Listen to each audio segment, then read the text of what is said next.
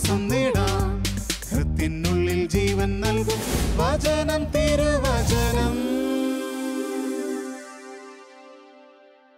പിതാവിൻ്റെയും പുത്രൻ്റെയും പരിശുദ്ധാത്മാവിൻ്റെയും നാമത്തിൽ ആമേൻ. ഈശോയിൽ ഏറ്റവും സ്നേഹമുള്ളവരെ, എല്ലാവർക്കും ആദ്യമായി ഈ പുതിയ വർഷത്തിൻ്റെ മംഗളങ്ങൾ ഏറ്റവും സ്നേഹപൂർവ്വം ആശംസിക്കുകയാണ്. വളരെ പ്രതീക്ഷയോടെയാണ് നമ്മൾ പുതിയ വർഷത്തിലേക്ക് കാലെടുത്ത് വെക്കുന്നത്. കൊച്ചു പിച്ച തുടങ്ങുന്നത് പോലെ ഇനി എത്ര ദൂരം മുന്നോട്ട് നടക്കാനുണ്ട്. ഓരോ പുതിയ വർഷവും നമ്മളെ എന്തൊക്കെയോ ഓർമ്മിപ്പിക്കുകയാണ്. ഓരോ പുതിയ വർഷത്തിലും നമ്മളോട് എന്തൊക്കെയോ ചെയ്യാനായിട്ട് പറയുന്നുണ്ട്. അപ്പം ദൈവം നമ്മുടെ മുമ്പിൽ ഒരു വർഷം കൂടി ഇട്ട് തന്നിരിക്കുന്നു. ഞാനത് സന്തോഷത്തോടെ എടുക്കുകയാണ്. എന്നിട്ട് കർത്താവ് പറയുന്നു, സൂക്ഷിച്ച് നടക്കണം, ദൈവത്തെ സ്നേഹിച്ച് നടക്കണം. അപ്പോൾ ആ കരം പിടിച്ച് നടക്കുക എന്നുള്ളതല്ലാതെ നമുക്ക് പ്രത്യേകിച്ചൊന്നും ചെയ്യാനില്ല. പുതുവർഷത്തിൽ നമ്മൾ ഒത്തിരി പ്രതീക്ഷയോടെ വരുന്നു. ഒത്തിരിയേറെ താല്പര്യങ്ങൾ, ഒത്തിരിയേറെ ആഗ്രഹങ്ങൾ. ഈ വർഷം എൻ്റെ ജീവിതത്തിൽ സംഭവിക്കേണ്ട ഒരുപാട് നല്ല നല്ല കാര്യങ്ങളുണ്ട്. എനിക്ക് ലഭിക്കേണ്ട ഒരുപാട് നന്മകളുണ്ട്. അങ്ങനെ എൻ്റെ ജീവിതത്തിൽ സംഭവിക്കേണ്ട അനേകം നല്ല കാര്യങ്ങൾ അതിന് നല്ല പ്രതീക്ഷയോടുകൂടി, നല്ല താല്പര്യത്തോടുകൂടി എൻ്റെ മുമ്പിൽ ഉണ്ട്. ആ നല്ല താല്പര്യങ്ങളെല്ലാം നല്ല ദൈവത്തിൻ്റെ മുമ്പിൽ വെച്ചുകൊണ്ട് ആ കരം നമുക്ക് പിടിച്ച് ആ തിരുമുഖത്തേക്ക് നോക്കി നമ്മൾ ഈ പുതിയ വർഷത്തേക്ക് ഇറങ്ങുക. അനുഗ്രഹിക്കപ്പെടുവാനുള്ള ഏറ്റവും നല്ല മാർഗം അതാണ്, ഈ ദൈവത്തെ കൂട്ടുപിടിച്ച് നടക്കുക. നമ്മൾ ഒന്നുകൂടി കർത്താവ് എന്നോട് എന്താണ് പറയുന്നത് ഈ പുതിയ വർഷത്തിൽ?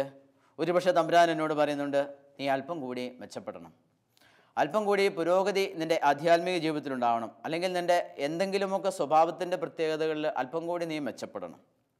അപ്പോൾ അങ്ങനെ ഒത്തിരിയേറെ കാര്യങ്ങൾ എനിക്ക് ചെയ്യാനുണ്ട്. ഇവിടെയെല്ലാം ഞാൻ എന്താ ചെയ്യേണ്ടത്? എനിക്ക് സ്വയമായിട്ട് ഒന്നും ചെയ്യാം. ഈശോ പറഞ്ഞിട്ടുണ്ട്, എന്നെ കൂടാതെ നിങ്ങൾക്കൊന്നും ചെയ്യാൻ കഴിയില്ല, എന്നെ കൂടാതെ നിങ്ങൾക്ക് ഒന്നും ചെയ്യാൻ കഴിയില്ല. അപ്പോൾ പിന്നെ നമ്മൾ ആ കർത്താവിനെ ആദ്യമേ അങ്ങ് പിടിക്കുകയാണല്ലോ, എല്ലാ കാര്യങ്ങളും ഏറ്റവും ഭംഗിയായിട്ട് പോകുവാൻ ഏറ്റവും അനുഗ്രഹം ലഭിക്കുന്നത്.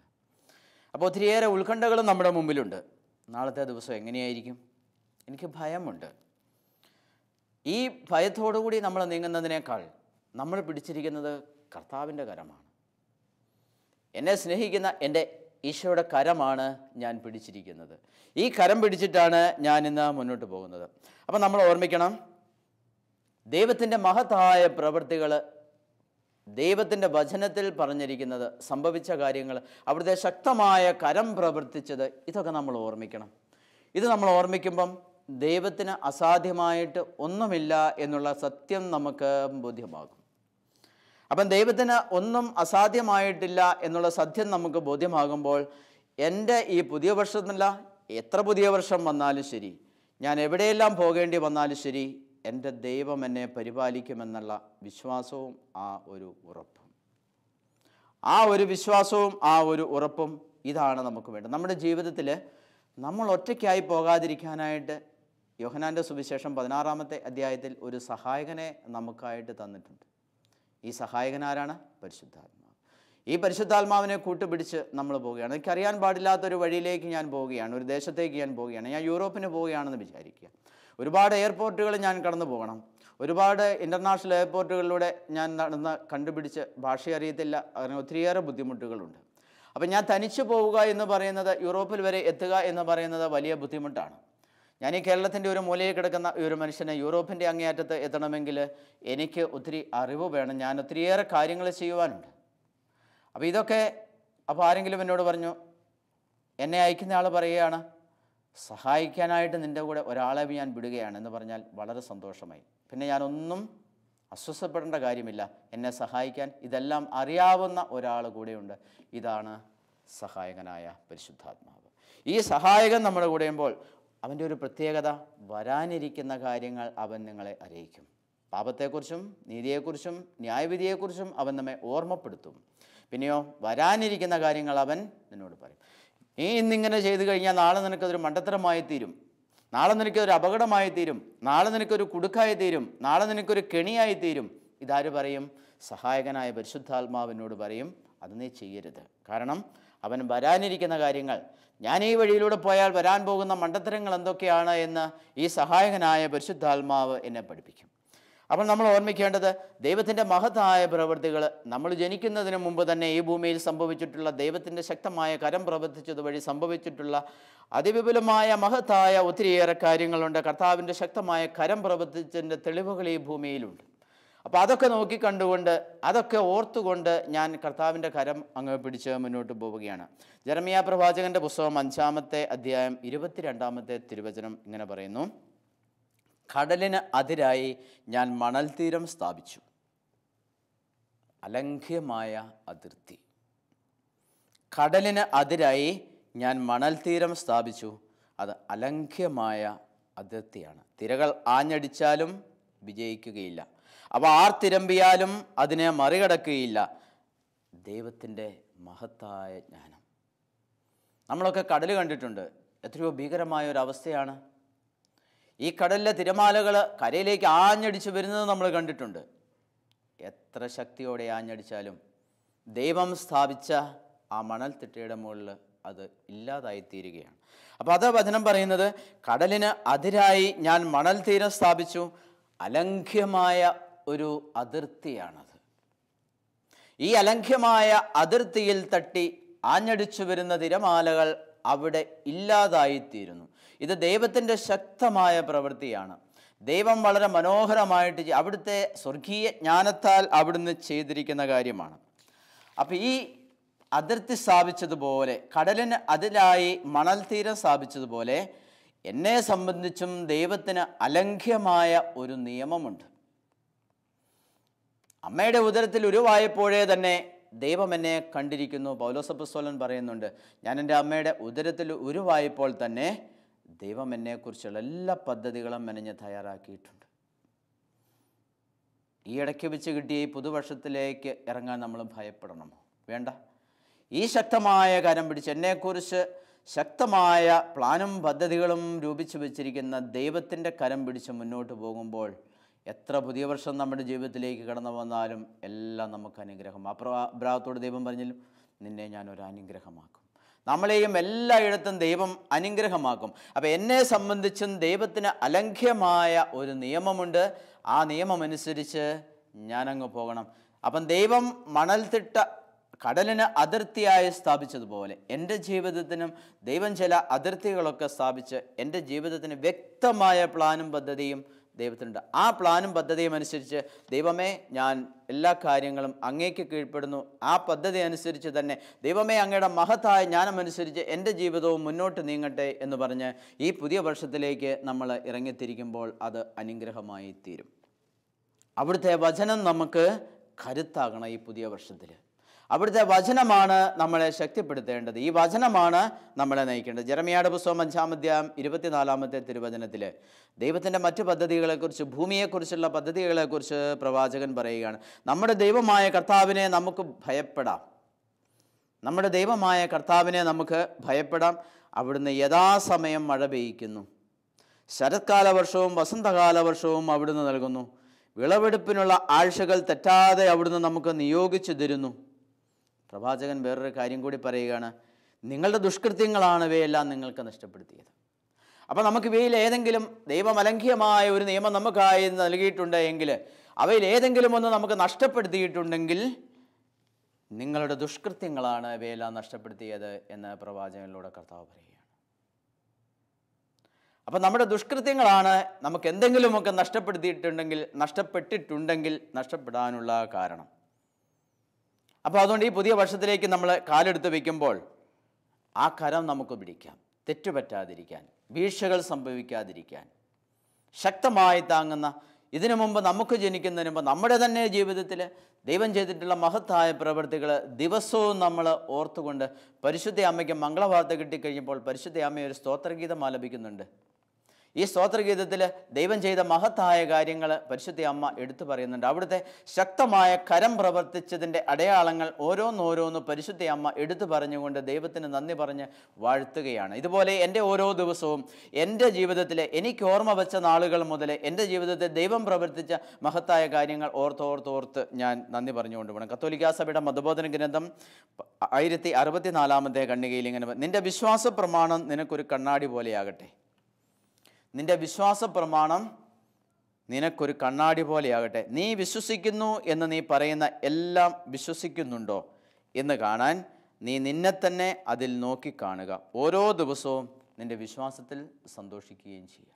നമ്മളെല്ലാം വിശ്വാസ പ്രമാണം ചെല്ലാറുണ്ട്. ദിവസത്തിൽ പലതവണ നമ്മൾ വിശ്വാസ പ്രമാണം ചെല്ലാറുണ്ട്.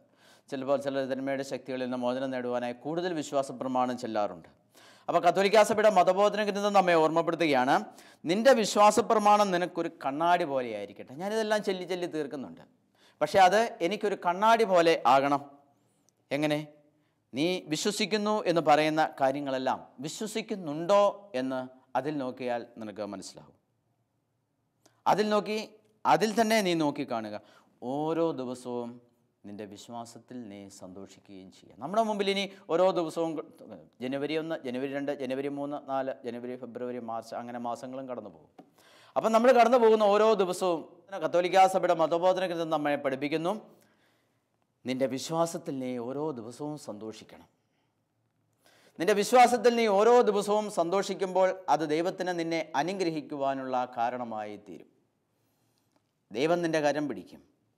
വിശ്വാസത്താൽ നമ്മൾ നയിക്കപ്പെടുമ്പോൾ നമുക്കൊരിക്കലും തെറ്റുപറ്റില്ല. തെറ്റുപറ്റാതിരിക്കുക എന്നുള്ളതാണ് നമ്മുടെ ജീവിതത്തിലെ ഏറ്റവും പ്രധാനപ്പെട്ടത്. തെറ്റുപറ്റാതെ ജീവിക്കുക മനുഷ്യരെന്ന നിലയിൽ നമുക്കൊരിക്കലും സാധ്യമല്ല. പക്ഷേ ഞാൻ ആദ്യം പറഞ്ഞ ദൈവത്തിൻ്റെ പരിശുദ്ധാത്മാവിൻ്റെ സഹായത്തോടെ തെറ്റുപറ്റാതെ ജീവിക്കുവാനായിട്ട് നമുക്ക് സാധിക്കും. നമുക്ക് തെറ്റുപറ്റാതെ നമ്മൾ ഒരു ദിവസം ജീവിച്ച്, 2 ദിവസം ജീവിച്ച്, 3-ാമത്തെ ദിവസം നമ്മൾ ഒരു പക്ഷേ നമ്മുടെ പ്രാർത്ഥനാ ജീവിതമെല്ലാം തകർന്നു പോയി വീണ്ടും നമുക്ക് തെറ്റുകൾ ആവർത്തിക്കാം. പക്ഷേ നിലനിൽക്കുന്ന ഒരു പ്രാർത്ഥന അനുഭവം, നമുക്ക് നിലനിൽക്കുന്ന ഒരു കർത്താവുമായുള്ളൊരു സാന്നിധ്യം നമുക്ക് ആവശ്യമാണ്. എല്ലാ ദിവസവും കർത്താവിൻ്റെ കരം പിടിക്കണം. എല്ലാ ദിവസവും നിൻ്റെ വിശ്വാസം പ്രമാണത്തിൽ നീ സന്തോഷിക്കണം. തെറ്റുകൾ പറ്റാതെ ജീവിക്കുക അതൊരു കൃപയാണ്. പുതുവർഷത്തിൽ നമ്മൾ ലക്ഷ്യം വയ്ക്കേണ്ടതും ഇത് തന്നെയാണ്. തീരുമാനങ്ങൾ നമുക്ക് ഒരുപാട് എടുക്കാൻ പറ്റും, പക്ഷേ എടുക്കുന്ന തീരുമാനത്തിൽ നമ്മൾ നിലനിൽക്കണമെങ്കിൽ നമുക്ക് സഹായകൻ്റെ ആവശ്യമാണ്. ദൈവത്തിൻ്റെ കൃപ നമുക്ക് ആവശ്യമാണ്. മണ്ടത്തരങ്ങൾ ജീവിതത്തിൽ ഒരുപാട് നമുക്ക് പറ്റിയെന്നിരിക്കും. നമ്മുടെ ജീവിതത്തിൽ പുറകോട്ട് നമ്മൾ തിരിഞ്ഞു നോക്കുമ്പോൾ എത്രയോ മണ്ടത്തരങ്ങൾ പറ്റിയിരിക്കുന്നു. ആ മണ്ടത്തരങ്ങൾ ചിലതൊക്കെ എത്രയോ വലിയ വിപത്തുകളായി തീർന്നിരിക്കുന്നു, എത്രയോ വലിയ നഷ്ടങ്ങളായി എനിക്ക് സംഭവിച്ചിരിക്കുന്നു. അതൊന്നും സംഭവിക്കാതിരുന്നു എങ്കിൽ ഞാൻ ചിലപ്പോഴെങ്കിലും ഓർക്കുന്നുണ്ട്, അതൊന്നും സംഭവിക്കാതിരുന്നെങ്കിൽ എത്ര നന്നായിരുന്നു. പക്ഷേ ദൈവത്തിൻ്റെ സഹായം നമ്മുടെ കരം പിടിച്ചിട്ടുണ്ടായിരുന്നെങ്കിൽ അതൊന്നും സംഭവിക്കുകയില്ലായിരുന്നു. ചിലപ്പോഴൊന്നും തെറ്റുകൾ തെറ്റാണെന്ന് പോലും നമുക്ക് മനസ്സിലാവില്ല. അപ്പോൾ തെറ്റ് പറ്റാതിരിക്കാൻ എനിക്ക് ദൈവം ചില മുന്നറിയിപ്പുകൾ തന്നിട്ടുണ്ട്. നീ നിൻ്റെ ശത്രുവിൻ്റെ കൂടെ കോടതിയിലേക്ക് പോകുമ്പോൾ വഴിക്ക് വെച്ച് തന്നെ അവനുമായി രമ്യതപ്പെട്ടുകൊള്ളുക. കാരണം എന്താണ്? അവൻ നിന്നെ ന്യായാധിപൻ നിന്നെ കാരാഗ്രഹപാലകനും ഏൽപ്പിച്ചു കൊടുക്കും. അങ്ങനെ 2-3 ഏൽപ്പിക്കൽ കഴിഞ്ഞ് നീ അവസാനത്തെ തുട്ടുവരെ കൊടുത്തു വീട്ടുന്നവരെ നീ ജയിലിൽ കിടക്കും, നീ കാരാഗ്രഹത്തിൽ കിടക്കും, അവസാനത്തെ തുട്ട് കൊടുത്തു വീട്ടുന്നതുവരെ. പക്ഷെ അത് സംഭവിക്കാതിരിക്കാൻ എന്ത് ചെയ്യണം? നീ കാരാഗ്രഹത്തിലേക്ക് പോകരുത്. വഴിക്ക് വെച്ച് തന്നെ നിൻ്റെ പ്രതിയോഗിയുമായി നീ രമ്യതപ്പെടണം. അതാണ് ബുദ്ധി, അതാണ് വിവേകം എന്ന് പറയുന്നത്. ഈ വിവേകമാണ് നമുക്ക് വേണ്ടത് ജീവിതത്തിൽ എന്നും ജീവിക്കുവാൻ. ഈ ജനുവരി 1 പരിശുദ്ധാത്മാവിനോട് നമുക്ക് പ്രാർത്ഥിക്കാം, ഈശോ പറഞ്ഞു വെച്ച ഈ വിവേകം അതെനിക്ക് നൽകി എന്നെ അനുഗ്രഹിക്കണമേ എന്ന് പ്രാർത്ഥിക്കാം. നമ്മൾ വിശുദ്ധ ഗ്രന്ഥത്തിൽ പഴയ നിയമത്തിൽ നോക്കുമ്പോൾ അബ്രാഹത്തിൻ്റെയും സാറായുടെയും കുടുംബജീവിതത്തിൽ അവർക്കൊരു വിശ്വാസ പരാജയം സംഭവിക്കുന്നത് നമ്മൾ കാണുന്നുണ്ട്. വിശ്വാസികളുടെ പിതാവാണ് അബ്രാഹം. പക്ഷേ ദൈവം നേരിട്ട് പലപ്പോഴും സംസാരിച്ചിട്ടുള്ളതാണ് അബ്രാഹത്തിനോട്.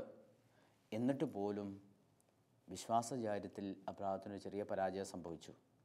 ഉൽപ്പത്തിയുടെ പുസ്തകം 16-ാമത്തെ അധ്യായം 1-2 തിരുവചനങ്ങളിൽ അബ്രാമിന് ഭാര്യ സാറായിൽ കുട്ടികളുണ്ടായിരുന്നില്ല. അവൾക്ക് ഹാഗാർ എന്ന പേരുള്ള ഒരു ഈജിപ്തുകാരി ദാസി ഉണ്ടായിരുന്നു.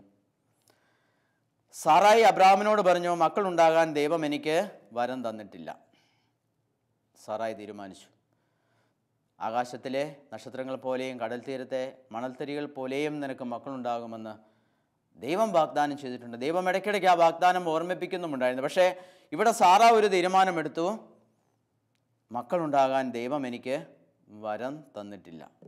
അപ്പോൾ അവൾ അതങ്ങ് തീരുമാനിച്ചു. ദൈവത്തെ കൂടാതെ സാറായി ഒരു തീരുമാനമെടുത്തതാണ്, മക്കളുണ്ടാകാൻ ദൈവം എനിക്ക് വരം തന്നിട്ടില്ല. അപ്പോൾ കാനാൻ ദേശത്ത് 10 വർഷവും താമസിച്ചു കഴിഞ്ഞപ്പോൾ അവൻ്റെ ഭാര്യ സാറായി ദാസിയായ ഈജിപ്തുകാരി ഹാഗാറിനെ തൻ്റെ ഭർത്താവിന് ഭാര്യയായി നൽകി. അബ്രാം അവളെ പ്രാപിക്കുകയും ചെയ്തു. അവൾ ഗർഭം ധരിക്കുകയും ചെയ്തു. അവളിലൂടെ എനിക്കൊരു കുഞ്ഞിനെ ലഭിക്കുമെന്ന് സാറായി വിശ്വസിച്ചു. ദൈവം പറഞ്ഞ വചനം കിടപ്പുണ്ട്, നിനക്ക് ഒരു പുത്രൻ ജനിക്കുമെന്ന്. അതവിടെ കിടക്കുകയാണ്.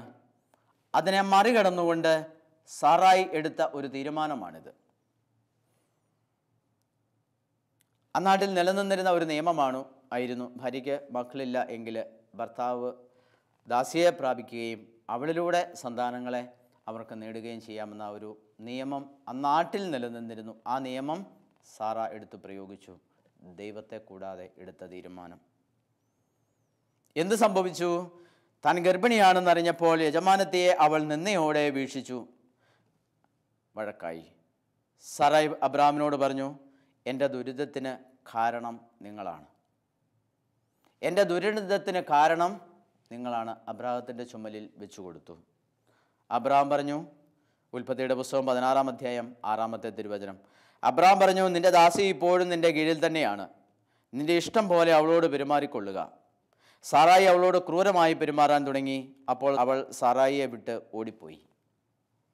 നീ അനവധി ജനതകൾക്ക് പിതാവായിരിക്കും. ഈ വാഗ്ദാനം നിലനിൽക്കെ സാറായി ദൈവത്തെ കൂടാതെ സ്വീകരിച്ച ഒരു നിലപാട്, ആ നിലപാടിൽ എടുത്ത തീരുമാനം അത് തെറ്റിയതുകൊണ്ട് കുടുംബത്തിന് ഒരു മാനഹാനി വന്നു. ചുറ്റുമുള്ള മനുഷ്യർ എന്തായിരിക്കും സംസാരിച്ചിരിക്കുക? നമുക്കറിയാം, ഇന്നത്തെ കാലഘട്ടത്തിലും ഒരു കുടുംബത്തിൽ എന്തെങ്കിലും ഇത്തരത്തിൽ സംഭവിച്ചാൽ അടുക്കളക്കാരി പെണ്ണ് വീട്ടമ്മയുടെ പോര് പൊറുക്കാതെ വീട് വിട്ട് ഓടിപ്പോയി. ആ സംസാരമാണ് വിശ്വാസികളുടെ പിതാവിൻ്റെ കുടുംബത്തിൽ സംഭവിച്ച ഒരു കാര്യം.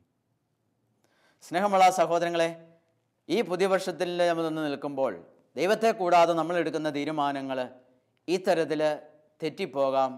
ഒരുപാട് വിപത്തുകളും ആപത്തുകളും നമ്മുടെ ജീവിതത്തിലേക്ക് വരാം. അത് സംഭവിക്കാതിരിക്കാൻ നമ്മൾ ശ്രദ്ധിക്കുക. നമ്മുടെയൊക്കെ കുടുംബങ്ങളിൽ സംഭവിക്കാൻ സാധ്യതയുള്ളതും നിത്യവും സംഭവിച്ചുകൊണ്ടിരിക്കുന്ന കാര്യങ്ങളാണ് ഇത്തരത്തിൽ അബ്രാഹത്തിൻ്റെ കുടുംബത്തിൽ സംഭവിച്ച ആ കുടുംബ പ്രശ്നം.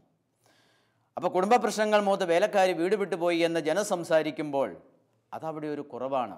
ദൈവം വഴി നടത്തുന്ന ഒരു കുടുംബത്തിന് ഇത്തരത്തിലുള്ളൊരു പരാജയം സംഭവിക്കുക എന്ന് പറയുമ്പോൾ, ദൈവത്തെ സ്നേഹിക്കുന്ന ഒരു കുടുംബത്തിന് ഇത്തരത്തിലുള്ളൊരു പരാജയം സംഭവിക്കുക എന്ന് വരുമ്പോൾ അതൊരു ദൈവത്തിൻ്റെ മഹത്വത്തിന് വരുന്ന ഒരു കോട്ടമാണ്. ദൈവത്തെ സ്നേഹിക്കാത്തതുകൊണ്ടും ഇടയ്ക്ക് വെച്ച് ദൈവത്തെ കൂടാതെ തീരുമാനമെടുത്തതുകൊണ്ടും ദൈവത്തെ ഒഴിവാക്കി ചില കാര്യങ്ങൾ പ്രവർത്തിച്ചതുകൊണ്ടും നമുക്കും ചിലപ്പോഴൊക്കെ ഇത്തരത്തിൽ സംഭവിക്കാം. ഏറ്റവും പ്രധാനപ്പെട്ടത് ദൈവത്തിൻ്റെ തിരുമനസ്സ് നിറവേറ്റുക. നീ അനവധി ജനതകൾക്ക് പിതാവായിരിക്കുമെന്ന് ദൈവം പറഞ്ഞ വാക്ക് എപ്പോഴും ഓർക്കണമായിരുന്നു. അതൊരു വിശ്വാസ പ്രമാണമായിട്ട് എല്ലാ ദിവസവും അബ്രാഹാം സാറായും അനുസ്മരിക്കേണ്ടിയിരുന്നു. അനുസ്മരിക്കുന്നെങ്കിലും അവരുടെ വിശ്വാസം അവിടെ കുറഞ്ഞു പോയതുകൊണ്ട് അവരുടെ കുടുംബത്തിൽ പ്രശ്നങ്ങൾ ഉടലെടുത്തു. ഈ പുതിയ വർഷത്തിൽ തീരുമാനങ്ങൾ എടുക്കലും പരിശുദ്ധാത്മാവിനെ എടുക്കാൻ നമുക്ക് പരിശുദ്ധാത്മാവിനെ കൂട്ടുപിടിക്കാം. ഒറ്റയ്ക്ക് ജീവിക്കാതെ സഹായനെ കൂട്ടുപിടിച്ച് നമുക്ക് ജീവിക്കാം. അങ്ങനെ ജീവിക്കുമ്പോൾ നമ്മുടെ ജീവിതത്തിൽ നമുക്ക് പരാജയങ്ങളൊന്നും സംഭവിക്കത്തില്ല, തെറ്റുകൾ പറ്റത്തില്ല. സഹായകൻ തെറ്റുപറ്റാതെ നമ്മളെ കൊണ്ട് നടക്കും. അങ്ങനെ സഹായകൻ്റെ കരം പിടിച്ച് നമ്മൾ വർഷങ്ങൾ ജീവിക്കുമ്പോൾ അതൊരു അനുഗ്രഹത്തിൻ്റെ ജീവിതമായിരിക്കും. അബ്രാഹത്തോട് ദൈവം പറഞ്ഞ പോലെ നിന്നെ ഞാനൊരു അനുഗ്രഹമാക്കും. സ്നേഹമുള്ള സഹോദരങ്ങളെ, നമ്മുടെ ജീവിതത്തിൽ പുതിയ വർഷത്തിലേക്ക് നമ്മൾ കാലെടുത്ത് വയ്ക്കുമ്പോൾ നമ്മളെ അസ്വസ്ഥപ്പെടുത്തുകയും ആകുലപ്പെടുത്തുകയും ചെയ്യുന്ന ഒന്നും ഉണ്ടാവാൻ പാടില്ല. കാരണം എൻ്റെ ദൈവം എൻ്റെ കൂടെയുണ്ട്. എൻ്റെ ദൈവം എൻ്റെ കൂടെയുണ്ട്. ഇസ്രായേൽ ജനത്തിൻ്റെ ജീവിതത്തിൽ ഉണ്ടായ മറ്റൊരു സംഭവം കൂടി നമുക്ക് ഓർമ്മിക്കാം. ഇസ്രായേൽ ജനത്തെ ഈജിപ്തിൽ നിന്ന് കൂട്ടിക്കൊണ്ടുപോകുന്നത് മോശയാണ്. യാത്രയിലെ ദുരിതങ്ങൾ നമുക്കറിയാം. നമ്മൾ പുറപ്പാട്, ലേവ്യ സംഖ്യ, നിയമാവർത്തന പുസ്തകങ്ങളെ നമ്മളത് വായിക്കുന്നുണ്ട്. ജനം ഒത്തിരിയേറെ മല്ലടിക്കുന്ന സ്വഭാവം, ഒത്തിരിയേറെ യുദ്ധങ്ങൾ, മരുഭൂമിയിൽ കൂടാരമടിച്ച് താമസിക്കേണ്ടത്, വീണ്ടും ദൈവം യാത്ര പുറപ്പെടുമ്പോൾ പറയുമ്പോൾ കൂടാരമെല്ലാം കെട്ടിപ്പെറുക്കി വീണ്ടും യാത്ര, എല്ലാ വസ്തുവകളും കുടുംബസമേതം എല്ലാ ജനവും ഒരുമിച്ച് യാത്ര ചെയ്യുന്നു. വളരെ ദുരിതങ്ങളുടെ ഒരു യാത്രയായിരുന്നു. പക്ഷേ ദൈവത്തിൻ്റെ ശക്തമായ കരം അവരുടെ കൂടെ ഉണ്ടായിരുന്നു. മോശ വളരെ നന്നായിട്ട് ഇസ്രായേൽ ജനത്തെ നയിച്ചു. പക്ഷേ വാഗ്ദത്ത ഭൂമിയിൽ എത്തുന്നതിന് മുമ്പ് മോശയെ ദൈവം വിളിച്ചു. മോശ മരിച്ചു. ഇത് ഇസ്രായേൽ ജനത്തിന് താങ്ങാൻ പറ്റാത്തൊരു ഭാരമായി. കുറച്ചുകൂടി കഴിഞ്ഞിട്ട് വിളിച്ചാൽ പോരായിരുന്നോ? ഇച്ചിരിയും കൂടെ ദൈവത്തിന് മോശയ്ക്ക് ആയുസ് കൊടുക്കാമായിരുന്നല്ലോ. തീർച്ചയായിട്ടും ദൈവമല്ലേ എല്ലാം തീരുമാനിക്കുന്നത്. മോശ അപ്പോൾ മരിക്കേണ്ട ആവശ്യമില്ല എന്ന് ഒരുപക്ഷെ ഇസ്രായേൽ ജനം വന്ന് സംസാരിച്ചു കാണും. പക്ഷേ ജീവിതത്തിൽ ഒരിക്കലും തെറ്റുപറ്റാത്ത ദൈവം, ആ ദൈവത്തിന് തെറ്റുപറ്റാതെ ദൈവം തൻ്റെ പ്രവൃത്തികൾ, അലംഘ്യമായ നിയമം അവിടുത്തേക്കുമുണ്ട്. ഇസ്രായേൽ ജനം പകച്ചു നിന്നു. മോശ മരിച്ചപ്പോൾ തങ്ങൾ ഈജിപ്തിൽ നിന്ന് പുറപ്പെട്ടു, വാഗ്ദത്ത ഭൂമിയിൽ എത്തിയുമില്ല. ഇനി എന്തു ചെയ്യും? ഇനി ഞങ്ങൾക്ക് എന്ത് ചെയ്യാൻ പറ്റും? ഇസ്രായേൽ ജനം ആകുലപ്പെട്ടു. വാഗ്ദത്ത നാട്ടിൽ ഇനി എത്തുമോ? ഈജിപ്തിൽ നിന്ന് പോരുകയും ചെയ്തു. അതും പോയി. ഇനി മരുഭൂമിയിൽ ഇല്ലാതാകുമോ? അതാണ് അവർ ഭയപ്പെട്ടത്. ഇനി ആര് ഞങ്ങളെ ഈ പറഞ്ഞ വാഗ്ദത്ത നാട്ടിലേക്ക് കൊണ്ടുപോകും? ആര് ഞങ്ങളെ അവിടെ എത്തിക്കും? തങ്ങളുടെ ജീവിതം മരുഭൂമിയിൽ അലഞ്ഞു തീരുമോ? അവർ പിറുപിറുക്കാൻ പൊതുവെ മല്ലടിക്കുന്ന സ്വഭാവമായിരുന്നു ഇസ്രായേൽക്കാർ. ഇവിടെ ജനം മോശയാണ് നേതാവായി കണ്ടത്. മോശയെ നേതാവായി വിട്ട ദൈവത്തെ അവർ കാണുന്നില്ല. ദൈവമാണ് മോശയെ നിയമിച്ചത്, ദൈവമാണ് വഴി നടത്തിയത്, ദൈവമാണ് കൂടാരങ്ങൾ നിർമ്മിക്കാൻ അവരെ സഹായിച്ചത്, ദൈവമാണ് അവരെ യുദ്ധത്തിൽ താങ്ങിയത്. മല്ലടിച്ച ജനത്തെ നയിച്ചതും ദൈവത്തിൻ്റെ വചനമായിരുന്നു. ഈ ജീവിതത്തിലെ ബുദ്ധിമുട്ടുകളിലൂടെ എല്ലാം അവരെ ദൈവം നയിക്കുന്നുണ്ടായിരുന്നു. പകരം ശക്തനായവനെ ദൈവം നിയോഗിക്കുന്നത് നമ്മൾ കാണുന്നു. പക്ഷേ ഇസ്രായേൽ ജനത്തിൻ്റെ ഈ ആശങ്കകൾക്കെല്ലാം ദൈവം ഒരു പരിഹാരം കണ്ടിട്ടുണ്ടായിരുന്നു. ആ ആശങ്കകളെല്ലാം ഇല്ലാതാകുന്ന വിധത്തിൽ ദൈവം പ്രവർത്തിച്ചു. ശക്തനായവനെ ദൈവം വീണ്ടും നിയോഗിച്ചു. ജോഷുവയെ ദൈവം ഇസ്രായേൽ ജനത്തിൻ്റെ നേതാവായി നിയോഗിച്ചു. ജോഷുവയുടെ പുസ്തകം 1-ാമത്തെ അധ്യായം 5-6 തിരുവചനങ്ങളിൽ ഇങ്ങനെ പറയുന്നു. കർത്താവ് ജോഷുവയോട് വ്യക്തമായി പറയുകയാണ്, നിന്റെ ആയുഷ്കാലത്തൊരിക്കലും ആർക്കും നിന്നെ തോൽപ്പിക്കാൻ സാധിക്കുകയില്ല. ഞാൻ മോശയോടുകൂടെ എന്ന പോലെ നിന്നോടുകൂടെയും ഉണ്ടായിരിക്കും. ഒരിക്കലും നിന്നെ കൈവിടുകയില്ല. ശക്തനും ധീരനുമായിരിക്കുക. ഈ ജനത്തിന് നൽകുമെന്ന ഇവരുടെ പിതാക്കന്മാരോട് ഞാൻ വാഗ്ദാനം ചെയ്തിരുന്ന ദേശം ഇവർക്ക് അവകാശമായി വീതിച്ചു കൊടുക്കേണ്ടത് നീയാണ്. ഇനി എന്തു വേണം? നിന്റെ ആയുഷ്കാലത്തൊരിക്കലും, നമുക്കൊരിക്കൽ കൂടി വായിക്കാം മനോഹരമായ ഈ വചനം, നിന്റെ ആയുഷ്കാലത്തൊരിക്കലും ആർക്കും നിന്നെ തോൽപ്പിക്കാൻ സാധിക്കുകയില്ല. ഞാൻ മോശയോടുകൂടെ എന്ന പോലെ നിന്നോടുകൂടെയും ഉണ്ടായിരിക്കും. ഒരിക്കലും നിന്നെ കൈവിടുകയില്ല. ശക്തനും ധീരനുമായിരിക്കുക. ഈ ജനത്തിന് നൽകുമെന്ന് അവരുടെ പിതാക്കന്മാരോട് ഞാൻ വാഗ്ദാനം ചെയ്തിരുന്ന ദേശം ഇവർക്ക് അവകാശമായി വീതിച്ചു കൊടുക്കേണ്ടത് നീയാണ്. ജോഷുവയുടെ പുസ്തകം നമ്മൾ വായിക്കുമ്പോൾ നമുക്ക് മനസ്സിലാവും, വളരെ മനോഹരമായി ജോഷുവ ആ ദൗത്യം നിർവഹിച്ചു. മോശ മരിച്ചപ്പോൾ ഇസ്രായേൽ ജനം വിചാരിച്ചു, ഇനി എന്ത്, ഞങ്ങൾ ഈ മരുഭൂമിയിൽ ഇല്ലാതായിത്തീരും. ഇല്ല, ദൈവത്തിന് വ്യക്തമായൊരു പദ്ധതിയുണ്ട് നമ്മുടെ എല്ലാ ജീവിതത്തെക്കുറിച്ച്. ദൈവം നമ്മളെക്കുറിച്ച് ഓരോരുത്തരെക്കുറിച്ചും നല്ല കരുതലുള്ളവനാണ്. യെശയ്യായുടെ പുസ്തകം 55-ാമത്തെ അധ്യായം 8-ാമത്തെ തിരുവചനം നമ്മോട് പറയുന്നു, കർത്താവ് അരുളി ചെയ്യുന്നു, എൻ്റെ ചിന്തകൾ നിങ്ങളുടേതുപോലെയല്ല, നിങ്ങളുടെ വഴികൾ എൻ്റേതുപോലെയുമല്ല. ആകാശം ഭൂമിയിൽ നിന്ന് ഉയർന്നു നിൽക്കുന്നത് പോലെ എൻ്റെ വഴികളും ചിന്തകളും നിങ്ങളുടേതിനേക്കാൾ ഉന്നതമത്രേ. നമ്മൾ എന്തിനും ഭയപ്പെടണം? നമ്മൾ ചിന്തിച്ചു കൂട്ടുന്ന പോലെയൊന്നുമല്ല. ദൈവത്തിന് വളരെ വ്യക്തമായ പദ്ധതിയും പ്ലാനുമുണ്ട്. നമ്മുടെ ഓരോരുത്തരുടെയും ജീവിതത്തെക്കുറിച്ച് ദൈവത്തിന് അലംഘ്യമായ ഒരു നിയമമുണ്ട്.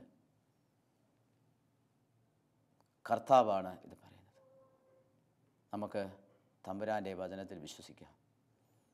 ധൈര്യപൂർവം നമുക്ക് പുതിയ വർഷത്തിലേക്ക് ഇറങ്ങാം. എൻ്റെ തമ്പുരാൻ്റെ കരം ഒന്നുകൂടെ ഞാൻ മുറുക്കെ പിടിക്കാം. എൻ്റെ വിശ്വാസത്തെ ഞാൻ എല്ലാ ദിവസവും ഏറ്റുപറയാം. തെറ്റുകൾ പറ്റാതെ ജീവിക്കുവാൻ എന്നെ അനുഗ്രഹിക്കണമേ എന്ന് പ്രാർത്ഥിക്കാം. സഹായകനായ പരിശുദ്ധാത്മാവിനെ ദൈവം എനിക്ക് നൽകിയിട്ടുണ്ട്. നമുക്ക് മുറുകെ പിടിച്ചുകൊണ്ട് നമ്മുടെ വിശ്വാസം ഓരോ ദിവസവും പ്രഘോഷിച്ചുകൊണ്ട് ദൈവം ചെയ്ത മഹത്തായ കാര്യങ്ങൾ നിത്യവും നമ്മൾ ഓർത്ത് നന്ദി പറഞ്ഞുകൊണ്ട് പരിശുദ്ധ അമ്മ അതെല്ലാം പറഞ്ഞ് ദൈവത്തെ വാഴ്ത്തിയതുപോലെ എൻ്റെ ജനനം മുതൽ ദൈവം എൻ്റെ ജീവിതത്തിൽ പ്രവർത്തിച്ച മഹത്തായ കാര്യങ്ങൾ ഏറ്റുപറഞ്ഞ് നന്ദി പറഞ്ഞുകൊണ്ട് ഓരോ ദിവസവും ശക്തമായ കരം പിടിച്ച് നമുക്ക് മുന്നോട്ട് നീങ്ങാം.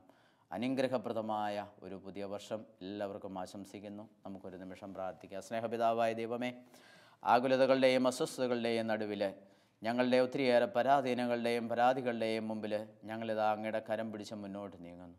അങ്ങനെ ഞങ്ങളെ നയിക്കണമേ. ഇസ്രായേൽ ജനത്തെ നയിച്ചതുപോലെ ഇസ്രായേൽ ജനത്തെ മരുഭൂമിയിലൂടെ ജോഷുവയിലൂടെയും മോശയിലൂടെയും നയിച്ച് അവരെ കാനാൻ നാട്ടിലെത്തിച്ചതുപോലെ ഞങ്ങളുടെ ഈ ജീവിതയാത്രയിൽ ഞങ്ങളെ അങ്ങ് സുരക്ഷിതമായി അങ്ങയുടെ രാജ്യത്ത് എത്തിച്ചേർക്കണമേ എന്ന് ഞങ്ങൾ പ്രാർത്ഥിക്കുന്നു. പരിശുദ്ധ അമ്മേ, മാതാവേ, അമ്മ ഞങ്ങൾക്ക് എപ്പോഴും കൂട്ടായിരിക്കണമേ. ജീവിതത്തിലെ എല്ലാ പ്രതിസന്ധികളിലും അമ്മ ഞങ്ങൾക്ക് സഹായമായിരിക്കണമേ. നിത്യം പിതാവും പുത്രനും പരിശുദ്ധാത്മാവുമായ സർവേശ്വര എന്നേക്കും ആമേൻ.